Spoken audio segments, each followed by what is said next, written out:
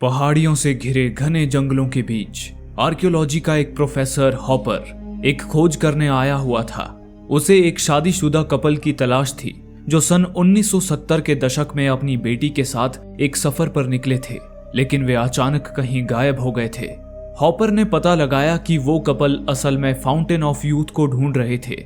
Fountain of youth पौराणिक कहानियों में बताया गया एक झरना था। माना जाता था कि अगर किसी घायल या बीमार इंसान को उस झरने का पानी पिला दिया जाए तो वो पूरी तरह ठीक हो जाता था।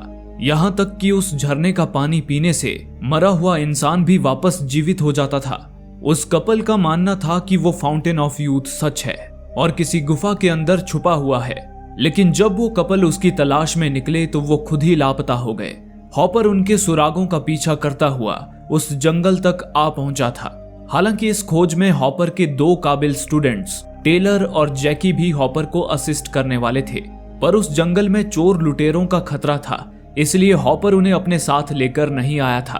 तभी जंगल में भटकते हुए हॉपर को एक लावारिस वैन मिली। उसने जब उस वैन की छानबीन की तो उसे वैन में एक डायरी मिली। हॉपर ने देखा कि उस डायरी में उन्हीं लापता हुए कपल और उनकी बेटी की एक तस्वीर थी।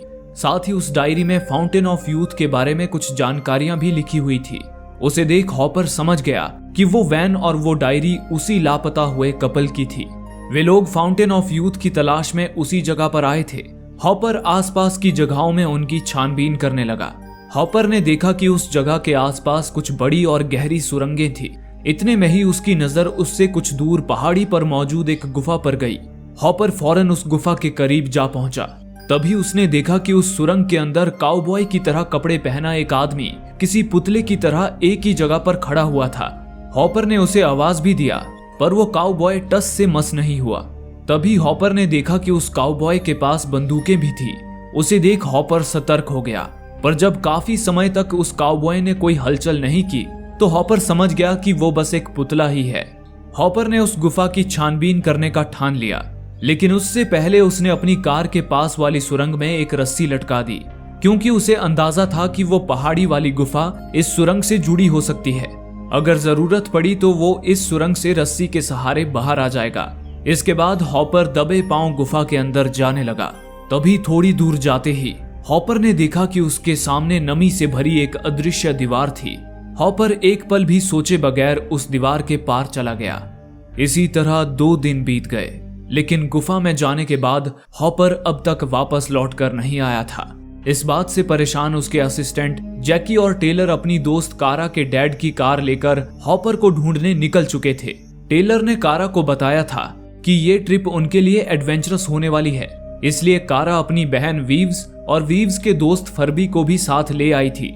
हालांकि उनके पेरेंट्स उन्हें कभी हॉपर को ढूंढने जंगल में जाने की इजाजत नहीं देते, इसलिए वे अपने पेरेंट्स से हैमिल्टन पूल पर जाने का बहाना बनाकर हॉपर को ढूंढने जा रहे थे। हॉपर ने टेलर और जैकी को पहले ही उस जगह की लोकेशन बता रखी थी जहां वो छानबीन करने जाने वाला था, इसलिए वे लोग हॉपर की तलाश करने सीधा उसी जगह पर पहुंच गए। वहीं उन्हें उस लापता हुए कपल की वैन मिली। वे लोग हॉपर का सुराग ढूंढने के लिए उस वैन की छानबीन करने लगे। तभी उन्हें उस वैन में लापता हुए कपल और उनकी बेटी की तस्वीर मिली। उन्होंने देखा कि उस तस्वीर के पीछे हॉपर्स फैमिली लिखा हुआ था, जिसका मतलब था कि वे लोग हॉपर के माता पिता थे और वो बच्ची हॉपर की बहन थी, यानी कि हॉपर अपने पेरेंट्स की तलाश कर रहा था। उन्होंने जब उस वैन की और छानबीन की तो पाया कि उस वैन से एक रस्सी बंधी हुई थी जो आगे झाड़ियों तक गई थी। वे सभी उस रस्सी का पीछा करते हुए जब आगे बढ़े तो उन्हें आगे एक बड़ी सी गुफा दिखाई दी। जैकी बड़ी ही उत्सुकता से उस गुफा के अंदर चली गई। तभी उसे गुफा के अंदर एक गहरी खाई नजर आई। वो रस्सी उस खाई के नीचे तक गई हुई थी। उन्होंने जब उस रस्सी को ऊपर खींचा तो पाया कि वो रस्सी बीच से टूटी हुई थी। लग रहा था मानो किसी ने उस रस्सी को बीच से काट दिया हो। उसे देख उन्होंने अंदाजा लगाया कि जरूर कोई उस रस्सी के सहारे नीचे उस खाई में उतरा होगा, लेकिन फिर किसी ने उसकी रस्सी काट दी होगी जिससे वो ऊपर नहीं आ पाया होगा। जैकी ने फैसला किया कि वे लोग भी उस खाई के नीचे जाएंगे। वहां जाकर शायद उन्हें हॉपर का कोई सुराग मिल जाए। इस पर बाकी लोग तो राजी हो गए, लेकिन फरबी गुफा में मौजूद कीड़े मकोड़ों को देखकर ही डर गया था, इसलिए उसने बाहर ही रुकना ठीक समझा।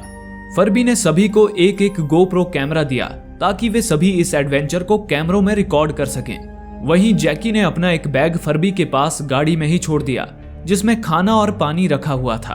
साथ ही उन्होंने फर्बी को एक वॉकी टॉकी दिया ताकि बाहर कोई मुसीबत आने पर वो उन्हें इन्फॉर्म कर सके। उसके बाद वे सभी रस्सियों के सहारे खाई में उतरने लगे। वे अभी थोड़ी दूरी तक उतरे ही थे कि तभी उन्हें अपने नीचे नमी से भरी ठीक वैसी ही पारदर्शी दीवार मिली जैसी हॉपर को पहाड़ी वाली गुफा में घुसते वक्त मिली थी। वे उस दीवार को पार करके नीचे चले गए। इसी के साथ ये कहानी 2 दिन पीछे उस वक्त पर आ गई जब हॉपर नमी से भरी उस पारदर्शी दीवार को पार करके गुफा के अंदर चला गया था।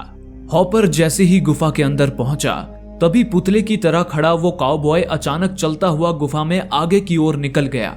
इतने में ही उस गुफा के बाहर कुछ अजीब सी रोशनी जगमगाने लगी। लग रहा था मानो बाहर कोई लाइट जल बुझ रही हो। अगले ही पल हॉपर को गुफा से आती किसी के गुर्राने और किसी लड़की के चीखने की आवाजें सुनाई दी। हॉपर ने भांप लिया कि वहां जरूर कोई खतरा है। वो भागता हुआ फौरन गुफा से बाहर निकल आया, लेकिन गुफा से बाहर निकलते ही उसने जो देखा उससे उसकी आंखें फटी की फटी रह गई। हॉपर जब गुफा के अंदर गया था तो उस वक्त दिन का समय था और वो तो सिर्फ कुछ सेकंड्स में ही बाहर निकल आया था, लेकिन अब तो बाहर रात हो चुकी थी। बस इतना ही नहीं बल्कि आश्चर्यजनक रूप से अब वो जंगल भी और ज्यादा घना हो गया था। ये देख घबराया हुआ हॉपर अपनी गाड़ी की ओर भागा, लेकिन वहां पहुंचकर उसने देखा कि अब उसकी गाड़ी में भी झाड़ियों और मकड़ियों के जालों ने डेरा जमा लिया था। लग रहा था मानो उसकी गाड़ी कई सालों से वहां खड़ी हो। हॉपर ने गाड़ी स्टार्ट करने की कोशिश की पर वो स्टार्ट ही नहीं हुई। हॉपर को लगा कि शायद उसकी गाड़ी की बैटरी खराब हो गई है, इसलिए वो बैटरी की तलाश में उस लापता हुए कपल जो कि उसके माँ बाप थे उनकी वैन के पास आया। इतने में ही उसे उस वैन के पास एक और गाड़ी दिखाई दी। वो गाड़ी भी झाड़ियों और जंगली बेलों से घिरी हुई थी। हॉपर ने जब उस गाड़ी की तलाशी ली तो उसे वहां जैकी का बैग मिला। ये वही बैग था जिसे जैकी फर्बी के पास छोड़ गई थी, लेकिन अभी तो जैकी और उसके दोस्त हॉपर को ढूंढने भी नहीं निकले थे। फिर उनकी गाड़ी वहां क्या कर रही थी और वो इतनी पुरानी कैसे हो गई थी? वो जो भी था उससे हॉपर ये तो समझ गया कि जैकी और टेलर उसे वहां ढूंढते हुए आए थे। हॉपर को शक हुआ कि कहीं वे लोग उसे ढूंढते हुए उस पहाड़ी वाली गुफा की ओर ना चले गए हों, इसलिए हॉपर जैकी और टेलर को आवाज लगाता हुआ दोबारा उस गुफा के अंदर चला गया। दूसरी ओर टेलर और उसके दोस्त भी हॉपर की तलाश करते हुए उस खाई में नीचे उतर आए थे। वे गुफा में अभी थोड़ा आगे गए ही थे कि तभी उन्हें वहां कुछ दूर से आती किसी के गुर्राने की और किसी लड़की के चीखने की आवाज आई। ये आवाज ठीक वैसी ही थी जैसी हॉपर को गुफा में घुसते वक्त सुनाई दी थी। उस आवाज को सुनकर वे सभी घबरा गए और फौरन गुफा से बाहर निकलने लगे। सबसे पहले जैकी रस्सी से ऊपर चढ़ने लगी। वो जैसे ही कुछ फीट ऊपर चढ़ी तभी अचानक उसकी रस्सी ही टूट गई और वो सीधा नीचे गिर पड़ी, जिससे उसके पैर पर मोच आ गई। साथ ही उसे बचाने की कोशिश में टेलर का हाथ भी फ्रैक्चर हो गया, लेकिन जैकी और टेलर ने किसी तरह खुद को संभाल लिया। इसी दौरान टेलर ने गौर किया कि वो रस्सी टूटी नहीं थी, बल्कि ऐसा लग रहा था मानो किसी ने उसे काट दिया हो। वे कुछ भी समझ पाते उससे पहले ही उन्हें थोड़ी दूरी से कुछ गिरने जैसी आवाज सुनाई दी और अगले ही पल उन्हें वॉकी टॉकी पर एक आवाज आई, मैं फर्बी बोल रहा हूँ, मेरी मदद करो। उसे सुनकर उन सबके होश उड़ गए। वे सभी फौरन गुफा में उस ओर जाने लगे जहां से उन्हें कुछ गिरने की आवाज आई थी। थोड़ी दूर जाते ही वे एक बड़े चट्टान के करीब पहुंच गए। उस चट्टान के ऊपर एक सुरंग थी जिसके छोर पर गुफा का एक मुहाना था। उन्होंने देखा कि गुफा के मुहाने से कुछ अजीब सी रोशनी आ रही थी, मानो कोई किसी फ्लैशलाइट को बार बार ऑन ऑफ कर रहा हो। वहीं गुफा के मुहाने पर एक टूटी हुई रस्सी भी लटक रही थी। तभी उनका ध्यान चट्टान के पीछे की तरफ गया। उन्होंने देखा कि उस चट्टान के पीछे फर्बी की लाश पड़ी थी। उसे देख एक पल में ही उन पर जैसे दुखों का पहाड़ ही टूट पड़ा। कुछ देर पहले उन्हें जो गिरने की आवाज आई थी वो फर्बी के उस सुरंग से नीचे गिरने की ही थी। किसी को समझ नहीं आ रहा था कि आखिर फर्बी नीचे गिरा तो गिरा कैसे। इसी दौरान टेलर को फर्बी की लाश के पास उसका कैमरा मिला जिसमें अब भी रिकॉर्डिंग शुरू थी। उन्होंने फौरन प्रोजेक्टर पर उस रिकॉर्डिंग को प्ले किया। उन्होंने देखा उनके गुफा में जाने के बाद फर्बी आसपास की जगहों को एक्सप्लोर कर रहा था। तभी उसे हॉपर की कार मिली। फर्बी ने देखा कि उस कार के पास ही एक सुरंग थी। ये वही सुरंग थी जहां शुरुआत में हॉपर ने रस्सी लटकाई थी। उसे देख फर्बी को लगा कि जरूर हॉपर उसी सुरंग से गुफा के अंदर गया होगा। फर्बी ने जब हॉपर की गाड़ी की छानबीन की तो उसे हॉपर के पेरेंट्स की वो डायरी मिली। समय बिताने के लिए फर्बी उस डायरी को पढ़ता हुआ उसमें दी गई जानकारी को अपने कैमरे में रिकॉर्ड करने लगा। उस डायरी में कुछ अजीबोगरीब चित्रों के साथ एक कहानी भी लिखी हुई थी, जिसके मुताबिक कई साल पहले एक स्पेनिश राजा किसी लाइलाज बीमारी से ग्रस्त हो गया था। तब उसकी रानी ने अपनी सेना को फाउंटेन ऑफ यूथ की तलाश में भेजा ताकि वो उसके पानी से अपने पति को ठीक कर सके। बताया जाता था कि फाउंटेन ऑफ यूथ अमेरिका के एलमू शहर के आसपास किसी गुफा के अंदर छुपा हुआ है। महारानी की वो सेना फाउंटेन ऑफ यूथ की तलाश में निकली तो थी, लेकिन वो एलमू शहर तक पहुंचकर अचानक कहीं गायब हो गई थी।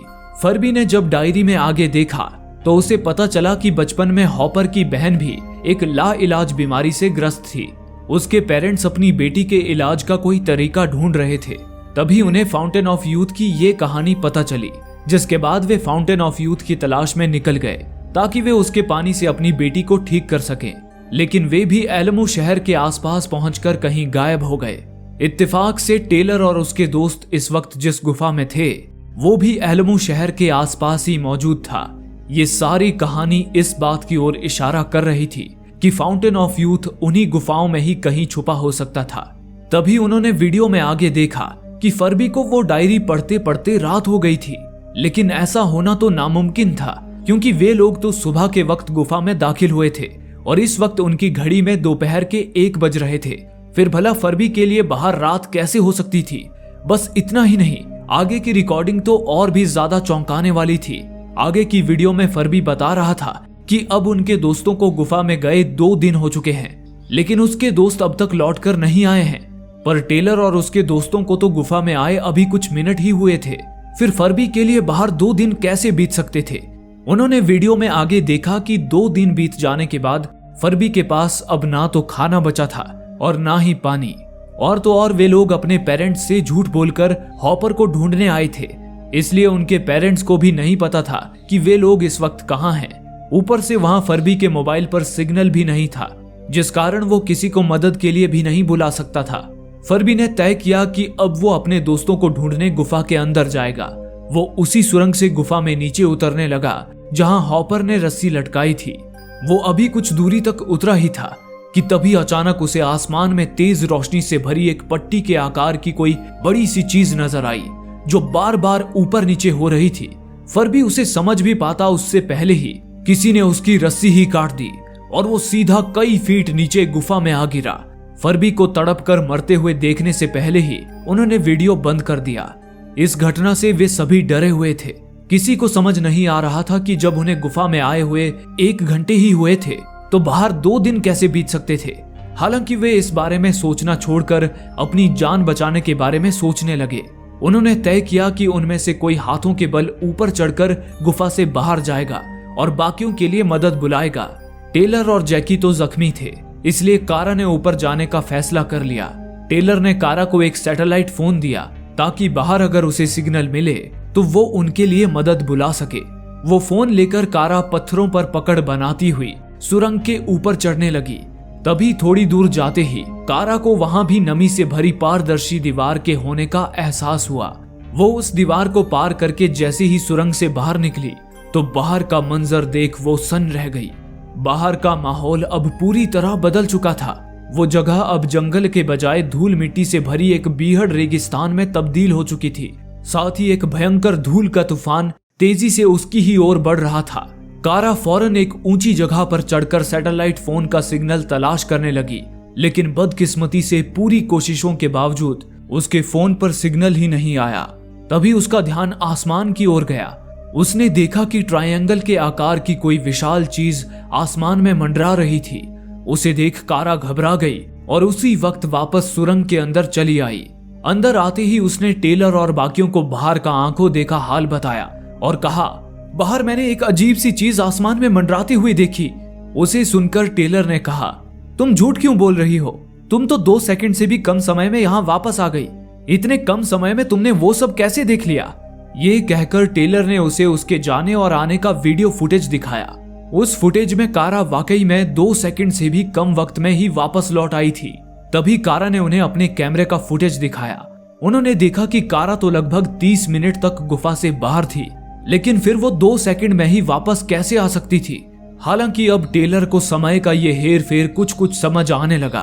उसने बाकियों को बताया, हमें बाहर से जलती बुझती हुई जो रोशनी नजर आ रही है, शायद वो दिन और रात हैं जो तेजी से बीत रहे हैं। मुझे लगता है कि गुफा में आते वक्त हमें जो पारदर्शी दीवार की लेयर मिली थी वो एक टाइम ट्रैप है। जो भी इंसान उस लेयर को पार करके इस गुफा के अंदर आता है उसके लिए गुफा के अंदर समय बहुत ही धीमा हो जाता है, लेकिन वहीं गुफा के बाहर उसके लिए समय तेजी से बीतने लगता है। यही वजह है कि जब हमें यहाँ आए कुछ मिनट हुए थे तो बाहर फरबी के लिए 2 दिन बीत गए थे, और जिस तेजी से दिन रात बीत रहे हैं उससे तो लगता है कि अब तक बाहर की दुनिया में 1 महीने से भी ज्यादा समय बीत चुका है। इससे तो यही अंदाजा लगाया जा सकता है कि जैकी और फरबी की रस्सियां किसी ने काटी नहीं थी, बल्कि बाहर बहुत समय बीत जाने के कारण गुफा के बाहरी भाग वाली रस्सी कमजोर हो गई थी, जिससे वो जैकी और फरबी का भार नहीं झेल पाई और टूट गई। ये सुनकर उन सबके पसीने छूट गए। इसी दौरान टेलर ने गौर किया कि वीडियो फुटेज में फरबी जब रस्सियों से नीचे गिरा था तब उसकी लाश किसी और ही पोजीशन में थी, लेकिन अब उसकी लाश की पोजीशन बदल चुकी थी। तो आखिर नीचे गिरने के बाद फरबी के साथ ऐसा क्या हुआ होगा जिससे उसकी लाश की पोजीशन अचानक बदल गई? ये जानने के लिए वे लोग उस वीडियो फुटेज को दोबारा देखने लगे। उन्होंने देखा कि नीचे गिरने के बाद भी फरबी मरा नहीं था, हालांकि वो बुरी तरह से घायल हो गया था। इसलिए वो टेलर से वॉकी टॉकी पर मदद की गुहार लगा रहा था। फरबी टेलर से बात कर ही रहा था कि तभी अचानक गुर्राते हुए कुछ लोग फरबी के पास आए और एक पत्थर से फरबी के सिर पर मार मार कर बड़ी ही बेरहमी से फरबी की हत्या कर दी। वो भयानक दृश्य देख टेलर और उसके दोस्तों का दिल दहल उठा। इसी दौरान वीव्स ने फरबी के वीडियो फुटेज में एक बात गौर की। फरबी के गुफा में उतरने के दौरान उसे जो चमकदार पट्टी नजर आ रही थी उसे ऑब्जर्व करते हुए वीव्स ने बाकियों को बताया, ये चमकदार पट्टी कुछ और नहीं बल्कि सूरज है।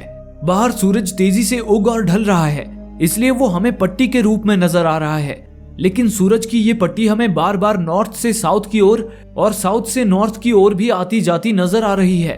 ये तो सीजन के बदलने का संकेत है, पर सूरज के इस साइकिल को पूरा होने में तो 1 साल का समय लगता है, लेकिन हमें तो ये साइकिल हर 4 सेकंड में ही एक बार नजर आ रहा है।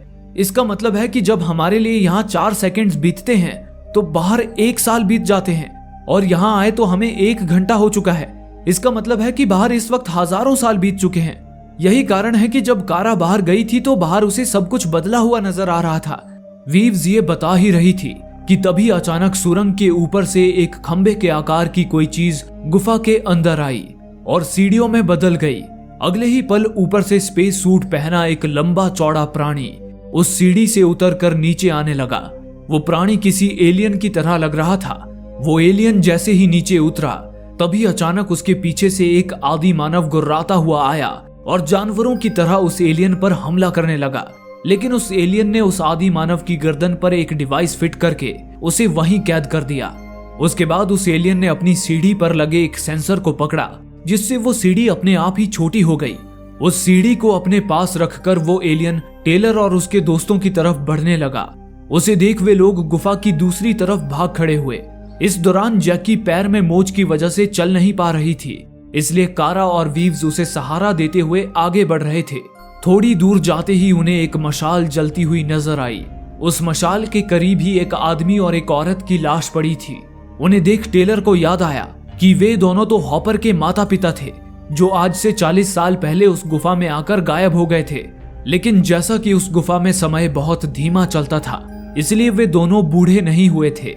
कारा ने देखा कि उनका शरीर अब भी गर्म था, जिसका मतलब था कि उन्हें मरे हुए कुछ ही मिनट हुए थे। तभी इतने में ही उन्हें वहां आदि मानवों का एक झुंड दिखा, जो बेरहमी से एक आदमी की हत्या कर रहे थे। वो आदमी वही काउबॉय था जिसे शुरुआत में हॉपर ने गुफा में घुसते हुए देखा था। अगले ही पल उन आदि मानवों ने टेलर और उसके दोस्तों को घेर लिया। टेलर ने फौरन अपने दोस्तों को गुफा के दूसरी तरफ छुपने भेज दिया और खुद उन आदि मानवों का सामना करने लगा। पर उन खूंखार आदि मानवों ने टेलर को एक पत्थर से मार मार कर उसका सिर फोड़ दिया। दूसरी ओर कारा, वीव्स और जैकी एक चट्टान के पीछे छुपे हुए थे। जैसे ही उनका आदि मानवों से पीछा छूटा, कारा फौरन भागकर टेलर के पास गई, लेकिन तब तक टेलर दम तोड़ चुका था। कारा उसकी लाश के पास बैठी रोने लगी। इतने में ही वो एलियन वहां तक पहुंच गया, पर वो कारा और टेलर को नजरअंदाज करता हुआ वहां मौजूद पानी से भरे एक गड्ढे के पास गया और वहां से एक ट्यूब में पानी भरकर वापस लौटने लगा। लेकिन फिर कारा को रोता हुआ देख वो वापस आया और जबरदस्ती टेलर को उठाकर उस पानी से भरे गड्ढे में डुबोने लगा। ये देख कारा ने उसे रोकने की कोशिश की, पर उसने इशारे से कारा को थोड़ी देर सब्र रखने को कहा। तभी उस पानी में डूबते ही आश्चर्यजनक रूप से टेलर दोबारा जीवित हो उठा, और तो और उसके सारे जख्म भी भर गए। मतलब साफ था, वो पानी फाउंटेन ऑफ यूथ का हीलिंग वाटर था, जिसमें सचमुच किसी को भी जिंदा करने की शक्ति थी। लेकिन फिर अचानक कहीं से 2 आदिमानव वहां आ गए और उस एलियन पर हमला करने लगे। उन्होंने उस एलियन का हेलमेट उतार दिया, जिससे उसे सांस लेने में दिक्कतें होने लगी। तभी कारा और टेलर ने देखा कि उस एलियन का चेहरा तो बिल्कुल इंसानों की तरह ही था। उस एलियन ने किसी तरह उन दोनों आदिमानवों को अपने डिवाइस में जकड़ लिया, लेकिन इस लड़ाई में वो एलियन बुरी तरह घायल हो चुका था और उसका मास्क टूट जाने की वजह से उसे सांस लेने में भी मुश्किलें हो रही थी। इतने में ही जैकी और वीव्स भी वहां आ गए। तभी कारा उस एलियन के पास गई और उससे पूछा, आखिर तुम कौन हो? पर तब तक एलियन ने दम तोड़ दिया। लेकिन मरने से ठीक पहले उसने अपने हेलमेट का एक बटन दबा दिया था, जिससे एक होलोग्राफिक वीडियो प्ले हो गया। उस वीडियो में भविष्य की एक खबर दिखाई जा रही थी, जिसमें बताया गया कि पृथ्वी अब इंसानों के रहने लायक नहीं बची थी, जिस कारण इंसानों ने पृथ्वी छोड़कर मंगल ग्रह पर बसने की तैयारी कर ली थी।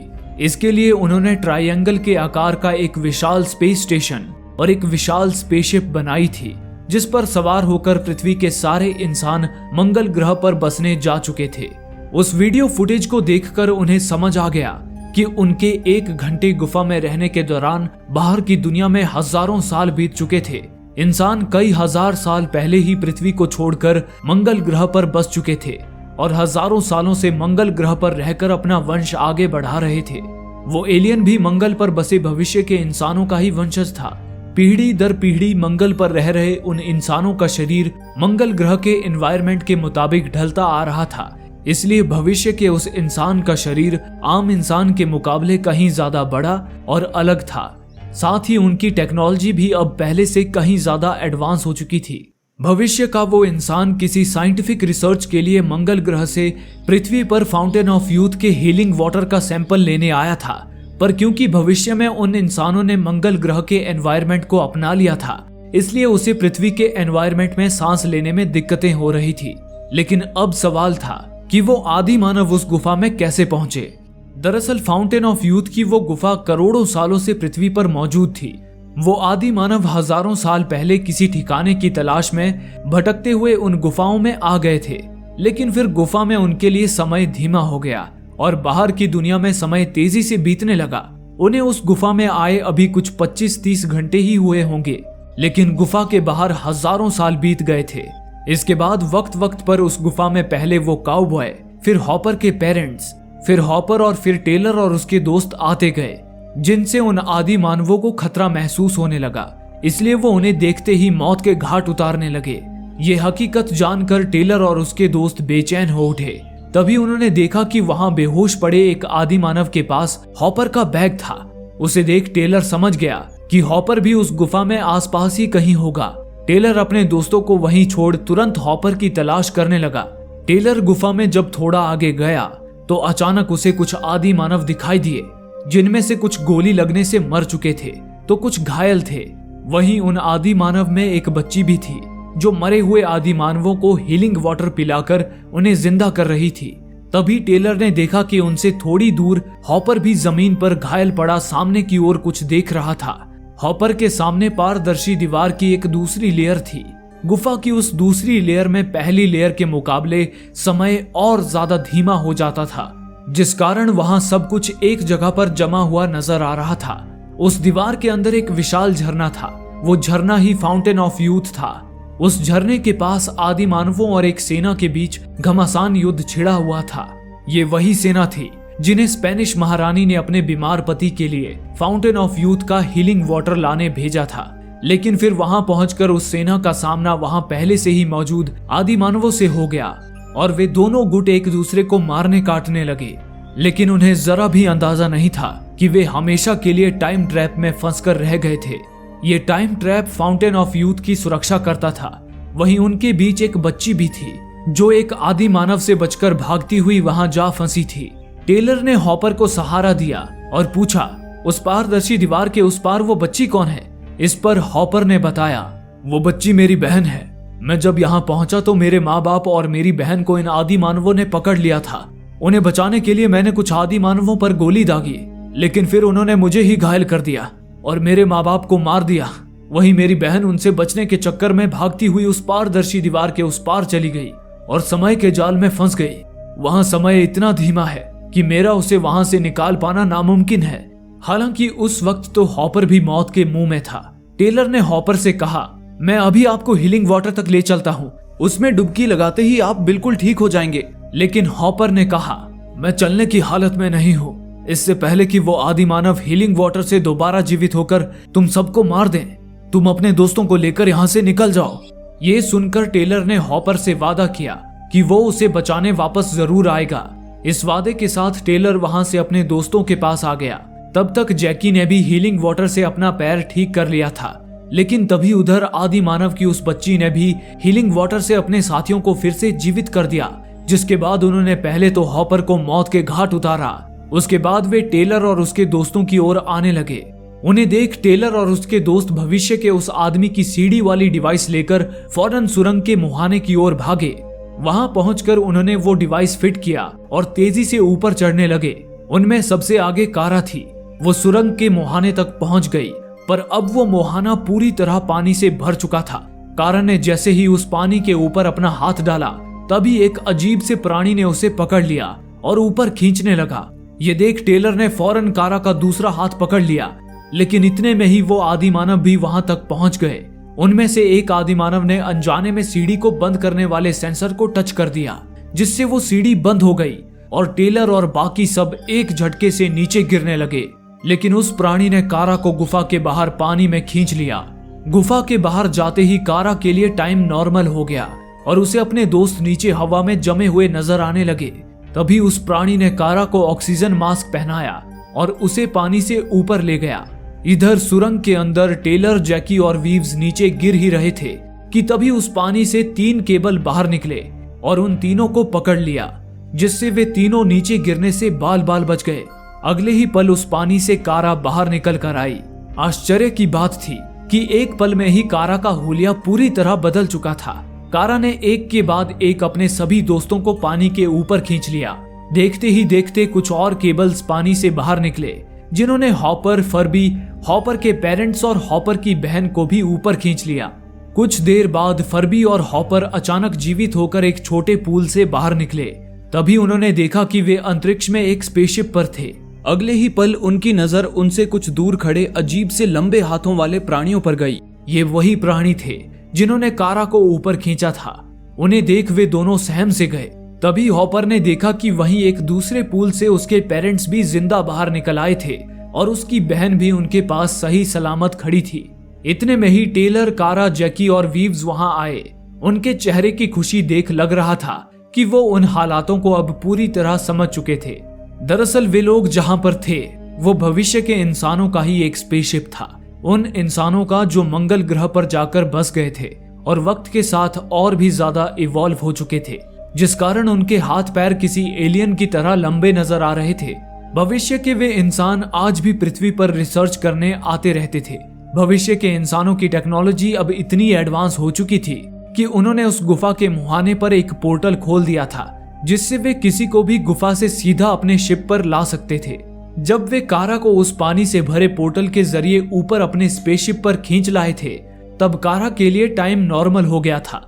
लेकिन सुरंग से नीचे गिरते हुए उसके दोस्तों के लिए टाइम बहुत ही धीमे चल रहा था।